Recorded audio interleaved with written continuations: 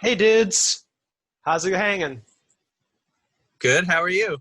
I'm all right. Hey, I got a question for you. Would you ever sell out for a sponsorship? And if so, what brand would it be? Probably Pepsi or Pizza Hut. I would sell out for Butterfingers, but only Butterfinger BBs, really. Bring them back, Butterfinger, please. I would never sell out. I would never ever sell out That's good in to my hear. life. I would never sell out for a cool, refreshing zebra cake. I would never do that. I want the record to show that I've never seen Michael eat a zebra cake. In the 5 years I've known him, never seen it. Never seen it, huh? Nope. Oh no. It's Oh, oh, it's here we go. 8:30 in the morning, but you know what? You've challenged me, and I must honor the request. Can I add a request that it's one bite? Oh yeah, it can just be one bite. Oh. I meant I'll- like the whole thing in one bite. Mhm.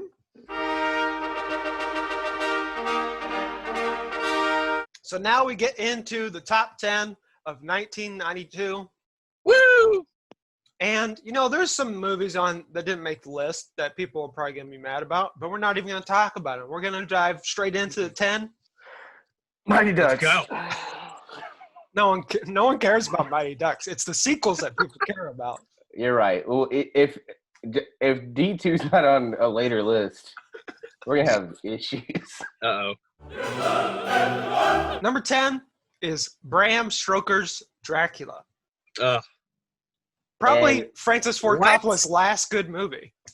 I had this on my list, and Dracula, Zach scoffed. He said, I don't get it.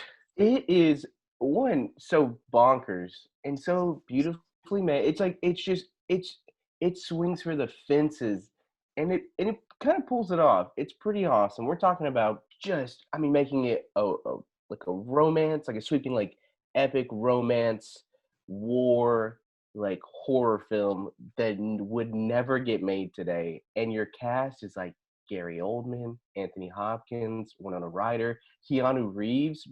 Like still at the I was beginning, hella like, waiting for I it. mean, Keanu Reeves had really only been in he'd been in some stuff, but I mean, like, he hadn't done uh, like huge. He hadn't done Speed yet. He hadn't done obviously The Matrix yet. This movie it looks so cool.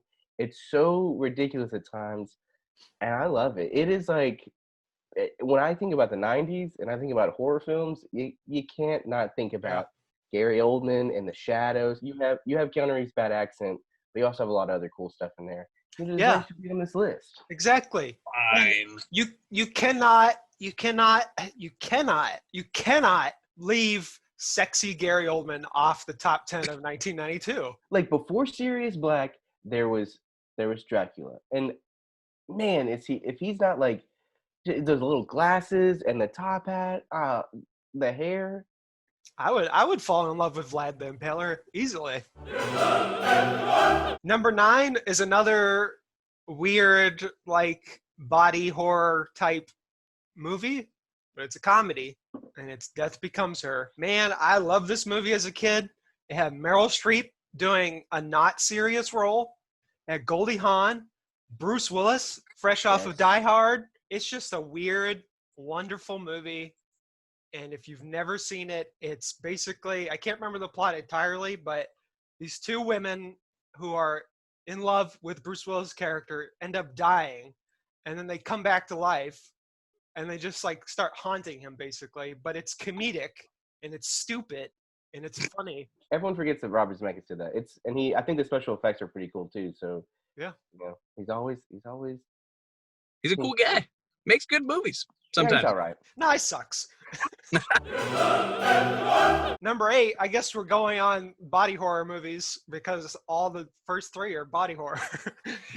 We got number 8, Batman Returns. Danny DeVito as the Penguin, the grossest version of the Penguin there could ever be.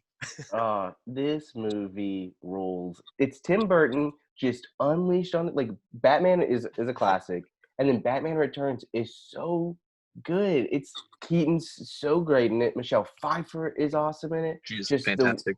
the weird visuals of that like Gotham, and unless we forget that like these are the movies that would go on to kind of inspired Batman the Animated Series. So without Batman Returns, you don't have one of the greatest superhero cartoons of all time. I don't know why why even have to defend It's this on being on the the list? it's on the top 10. Why are you mad? I don't know. Like, But it's got a it's- solid number in it. Number 7 is My Cousin Vinnie, and we definitely didn't skip this over, and we're not putting it back in the... Nope, definitely not. I think this just goes to show how forgotten and underrated My Cousin Vinny is, that even on our own top 10 list, we've somehow managed to we did not skip over My Cousin Vinny. No, definitely not. We didn't forget about it. People bring it up, and you're like, oh, I forgot about that movie. It's actually really good. It's fantastic. It's one of the, like, courtroom dramas are usually, like, pretty dry and, like, dialogue heavy, like another movie on this list.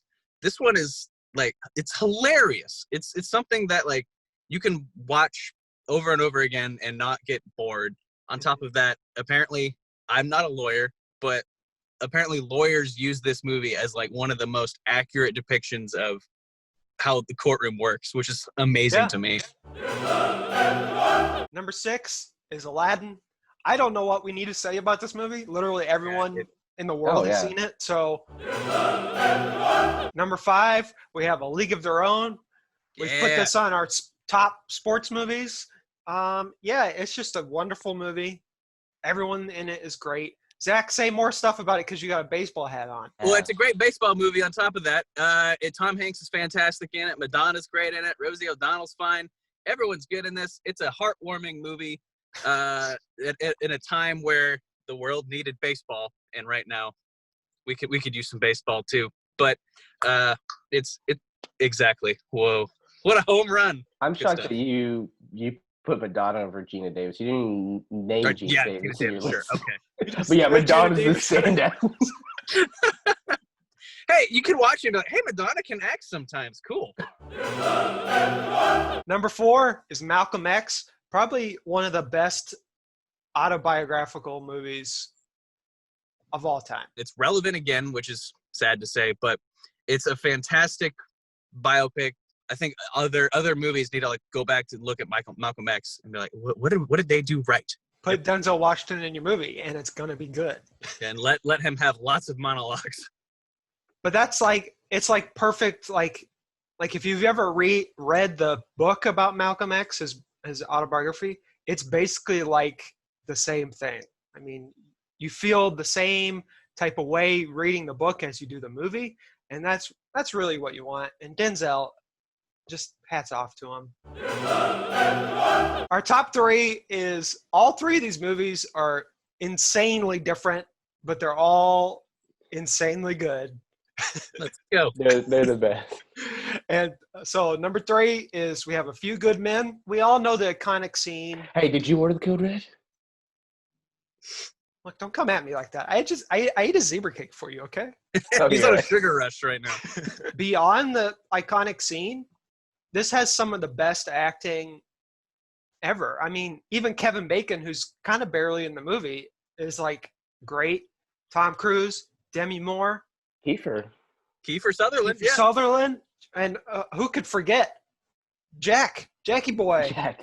And I mean, you're talking about Aaron Sorkin. I mean, Aaron Sorkin's first. Zach's favorite person. I love Aaron Sorkin movies so much. And speaking of speaking eloquently and just being poetic and artistic, number 2 is Wayne's World. This movie, I love this movie so much. I can watch this movie every day.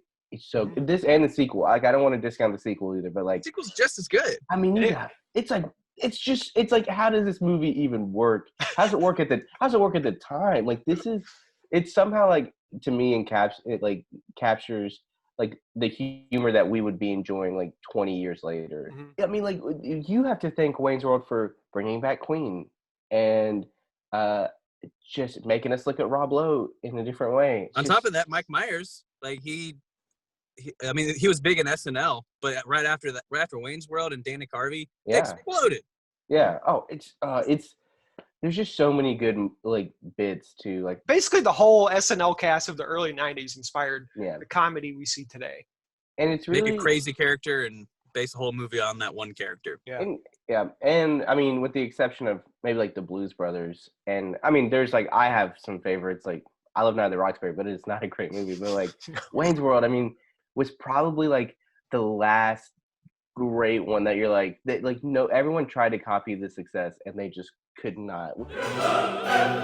Number one is Reservoir Dogs. I mean, is that surprising?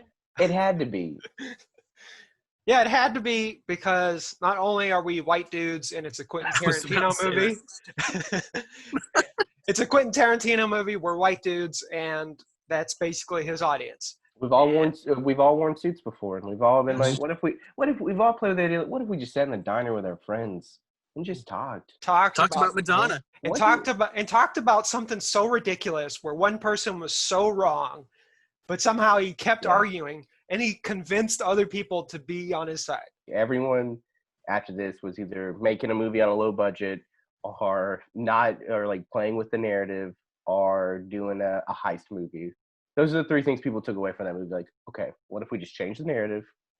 What if we made it's like, it's crazy just how like, it's almost annoying because you're like, God, like Reservoir Dogs almost like pretty much ruined movies for other people at the time. You know, it's so good that it ruined so much.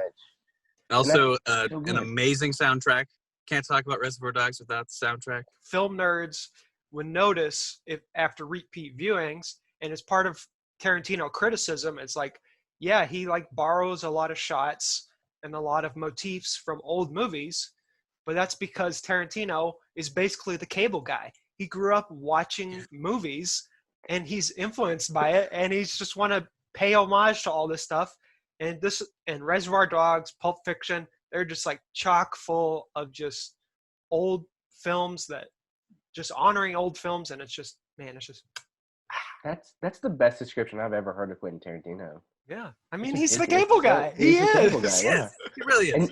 And he knows how to stack a cast. I mean, we're talking Tim Roth, talking Steve Buscemi, and Michael Madsen, and Harvey Keitel.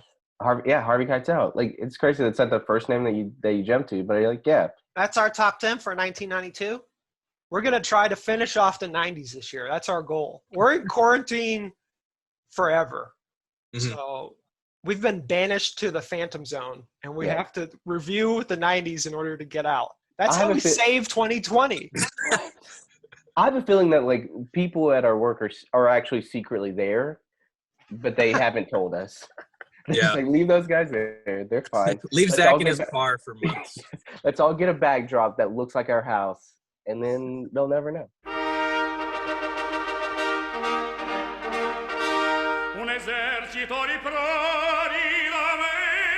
Hey, the next episode, Michael's gonna eat the other zebra cake from that package. He's gonna save it until we do it. I'm feeling it right now. That's a breakfast I did not want.